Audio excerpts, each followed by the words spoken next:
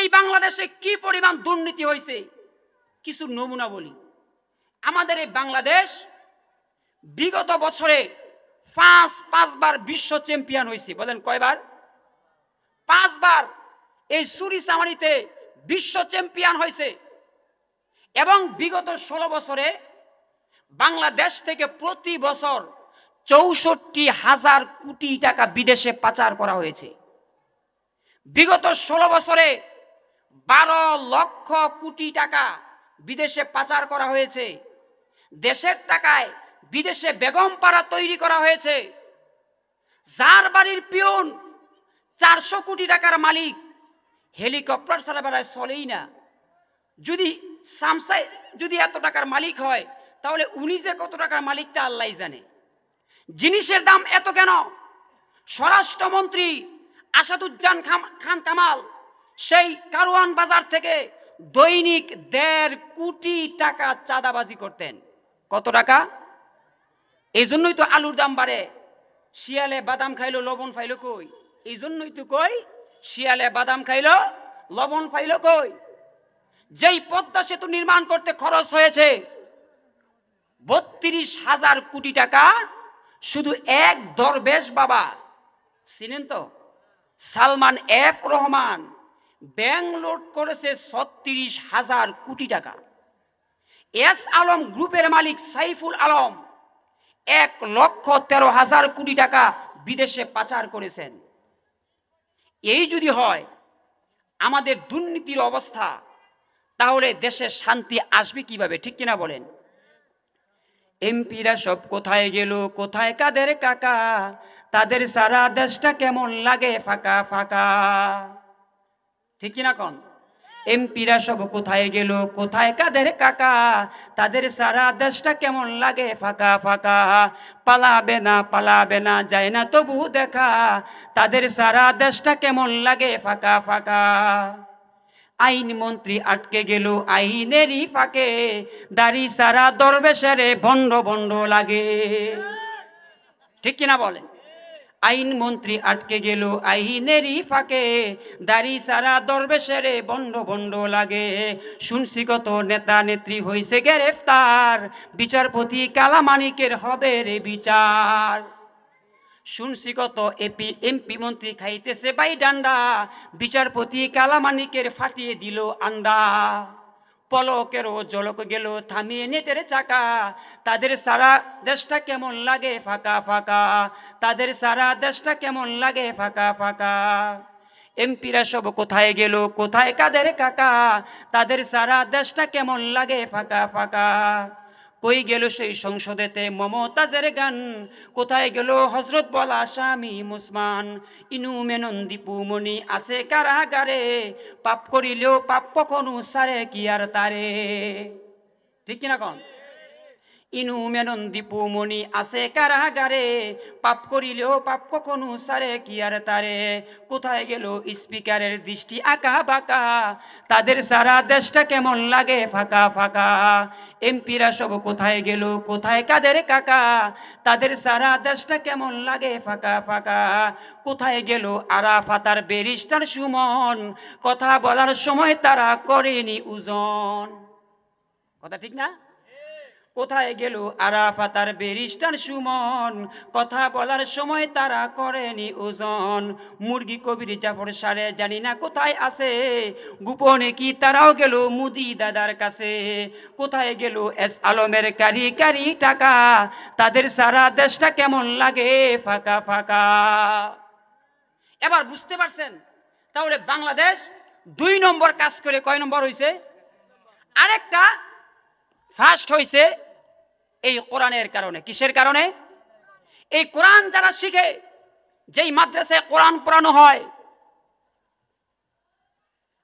এই মাদ্রাসায় ছাত্রদেরকে সরকার টাকা দেয়, অথচ মাদ্রাসার ছাত্রদের জন্য সরকার বিন্দু মাত্র পয়সা খরচ করে না।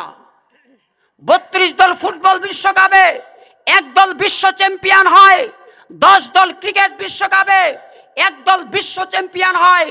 কিন্তু স্বাধীনতার 53 বছরে বাংলাদেশ পৃথিবীর মানচিত্রে লাল সবুজের পতাকাকে 32 দল ফুটবল বিশ্বকাপে চ্যাম্পিয়ন হতে পারে নাই, 10 দল ক্রিকেট বিশ্বকাপে চ্যাম্পিয়ন হতে পারে নাই, অথচ খেলোয়াড়দের জন্য কোটি কোটি টাকা বাজেটে দেওয়া হয়।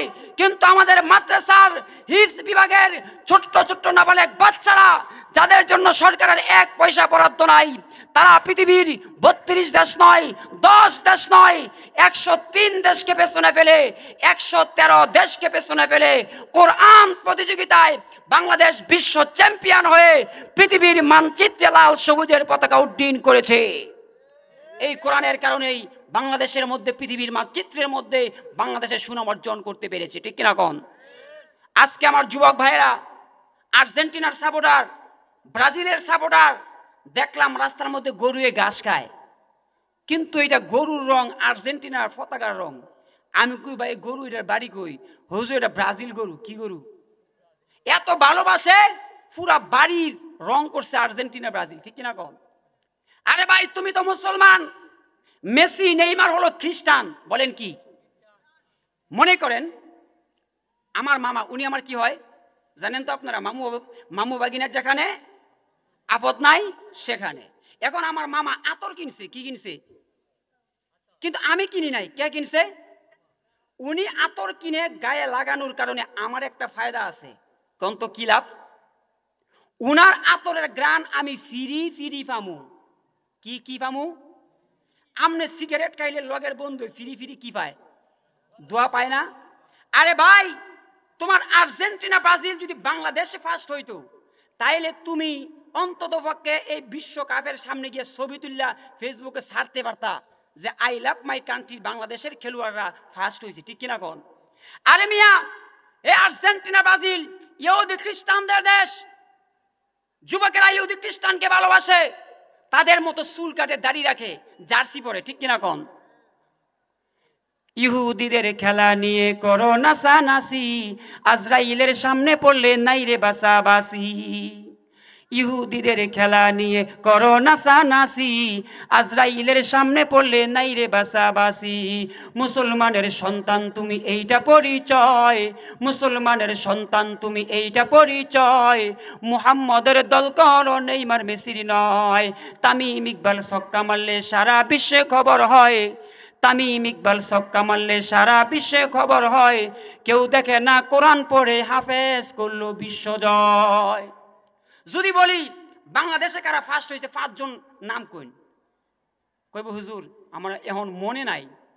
আর যদি কই তামিম ইকবাল, সাকিব আল হাসান, কোন সুপারস্টার কোন সময় কি করলো, এইটা আপনার ভালো মনে আছে, ঠিক কিনা কোন? শেষ করে দিচ্ছি, বাংলাদেশ যখন ফার্স্ট হইল গোটা বিশ্বের মধ্যে, এখন পৃথিবীর বিভিন্ন রাষ্ট্রের মানুষের মাথা গরম। ব্যাপার কি? এ বাংলাদেশের ছেলেরা বারবার ফার্স্ট হয় কেন?